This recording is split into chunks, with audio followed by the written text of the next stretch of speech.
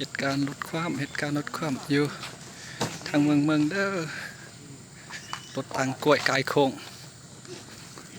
พี่ลูกมาชิมมารถใหญ่มาบ่ได้เด้อรถ10 ล้อประมาณน่ะ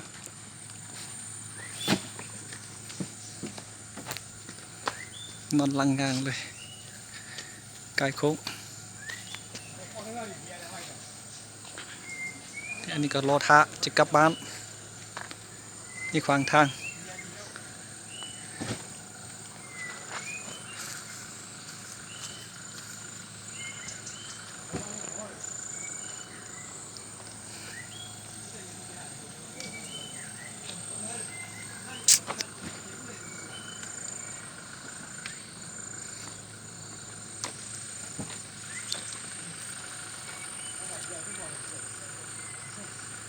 น้อยๆมาเก้ามึงเงินแล้วเด้อ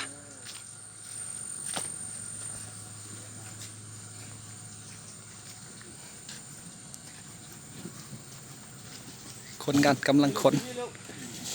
เก็ดกล้วย